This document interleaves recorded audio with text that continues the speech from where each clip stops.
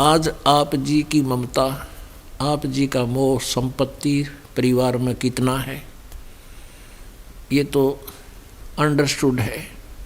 और ये आप जी के बस का भी नहीं कि आप इससे वापस हट सको, क्योंकि जैसे किसी ने का कोई इंजेक्शन लगा दे बेहोशी का, जब तक उसका वो असर रहेगा वो होश में आ ही नहीं सकता। अब जिसने शराब पी रखी है, उस शराब के प्रभाव से उस प्राणी के बस की बात नहीं, भले ही वो कितना ही सोच समझ कर कदम रखा है, अपनी तरफ से खूब नोपा जचा जचा कर रखता है, फिर भी नो कभी ना कभी इधर कुछ मुँह का बड़ पड़े, लाड़ पड़न लाग जाए। तो आज हम इन तीनों गुणों के से इतने प्रभावित हैं, आप जी के बस की कति नहीं इनसे दूर हो सके। कितनी बात बना लो। एक समय ये दास पहले छुडानी जाते थे। छुडानी एक मंदिर है गरीबदास साहिब जी का, और हम कबीर पंथी हैं, और गरीबदास जी को परमात्मा आकर मिले थे।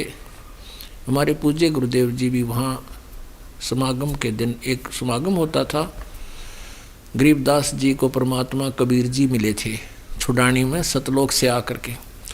उस उपलक्ष्य में गरीबदास जी ने अपने समय से ही वो दिन यादगार बनाए रखने के लिए समागम शुरू किया था। इस उद्देश्य से वहाँ जाते थे। तो वहाँ ये पुण्यात्मा है जो परमात्मा की प्रेरणा पाकर साधु संत का वेशभूषा बनाकर जगह जगह घूम रहे थे। वहाँ भी 3 दिन का पाठ होता था गरीबदास जी की वाणी का, जैसा यहाँ चल रहा है।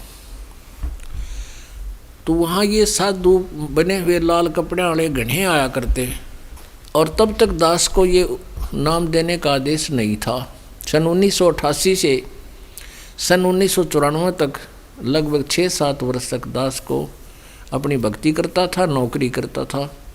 समागम सत्संगों में जहाँ भी गुरु जी का आदेश होता था वहाँ अवश्य पहुँच जाया करता था।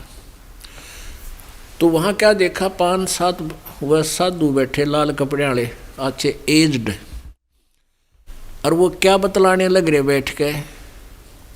एक कहता है कि तू घर भी छोड़ आया, और अब भी तेरी ममता नहीं गई, तू घर जाता है, पैसे जो दक्षिणा आती है उसको तू घर दे कर आता है। अब दूसरा कहता है कि तू भी तो जाता है, क्यों बातें बना रहा है, तू भी तो घर जाता है, घर वालों को दे कर आता है ये पैसे।